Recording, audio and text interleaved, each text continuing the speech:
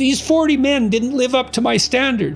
Well, after the fifth one, didn't you start thinking maybe the problem was on the other side of the dating table? There are people out there that can't take any kind of criticism, the slightest put down, and they explode, they get outraged. When your partner says, I don't want to be with you anymore, or I've been with someone else for the last year, there's no ignoring that. Take the shine off those who are shining around them so that they don't look dim in the reflected light.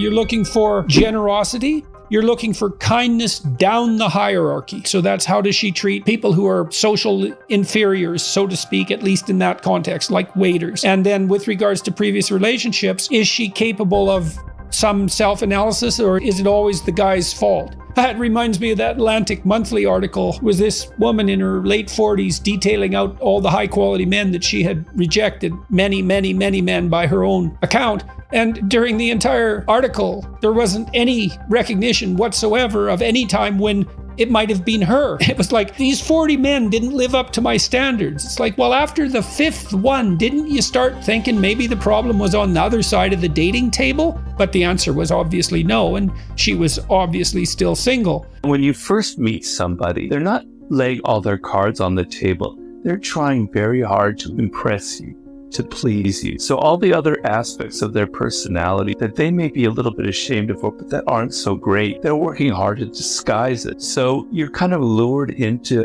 getting into a relationship with this person, but you don't really know who they are. You don't really know their secrets, their shadow side, their darkness. And then you get involved with them. And then it comes out and they grate you, they irritate you, and you break off the relationship. If you are in that situation where you're looking for a long-term relationship, to look below the surface, try and gauge the person's character, not their personality, which is different. Their personality is the mask that they wear, how they appear in social situations. You want to look at what's underneath that, all of their character, how strong they are. That they're a person who shares your basic values about life, who has a kind of inner strength. A very important quality is, can this person take criticism at all? So if you're in a relationship for several years, inevitably, there are going to be things that grate on you, and you're going to want to tell them what you don't like. There are people out there that can't take any kind of criticism, the slightest put down, and they explode, they get outraged, and they get almost violent sometimes. You can't be in a relationship if it's someone that you can't criticize or tell that this is behavior that bothers you, right? So you have to be able to gauge that, and you have to be very aware of some of the underlying qualities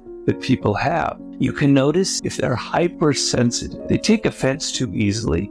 That should be a sign of, damn, I can't be with that person for very long because they're going to be offended constantly, and I won't be able to tell them what I truly feel. And if someone is just bursting with all kinds of insecurities, you're going to be spending your life trying to assuage their insecurities. So you want to look under the hood. You want to see the underlying strength of that person's character. The first sign is your partner starts to flirt a bit more when you go out on a social occasion. And not a lot more, just a bit more. And you decide, because maybe you're timid, that that's okay. You're not going to just do anything about it. It's interesting that it happens. It grabs your attention and it means something. But what you decide is it's not worth paying attention to.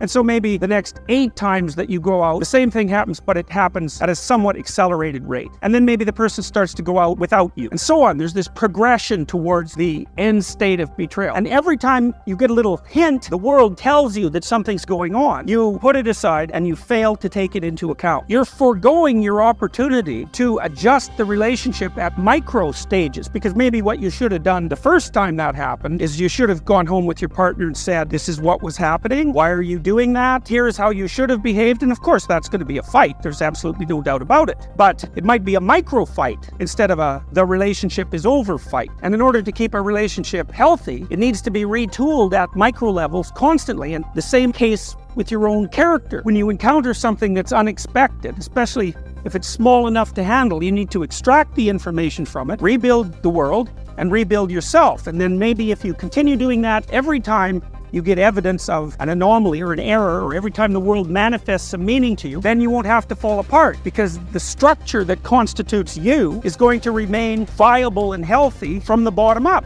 And if you don't do that, then those errors are going to accumulate, and when they finally do manifest themselves as unavoidable, like when your partner says, I don't want to be with you anymore, or I've been with someone else for the last year, there's no ignoring that, then the whole thing comes crashing down. You're no longer in a relationship, you're no longer in a good relationship, and then all the other things become questionable. Imagine that you have the capacity to become jealous and to waver in your trust. Imagine that your wife is attractive and you're dubious about your own utility. Maybe you have reason to be dubious. And so the fact of her attractiveness, although attractive to you, is also in principle an enticement to those who might steal her from you, not least as a consequence of your own insufficiency. And so the question is, well, what should you do about that? And a typical answer is punish her repeatedly and subtly for any manifestation whatsoever of that dangerous attractiveness. And so how would you do that? Wait till she presents herself in an attractive manner, let's say with a sexual edge. Maybe you're going out for an evening. And then when she asks you how she looks, continue looking at your phone or attend to something equally trivial. Make a slightly cutting comment and deflate her. That'll teach her. And then do that 50 times. And then you won't have to worry about whether or not you have a hot wife, because she'll be so demoralized that the answer will be no. And then if you really want to play the game more effectively, that's when you can start complaining to her about how badly she's let herself go. Because then you can blame her for what you just did. And then you get to, well, not have your cake and not eat it too. And you can dispense with all the moral blame. And if you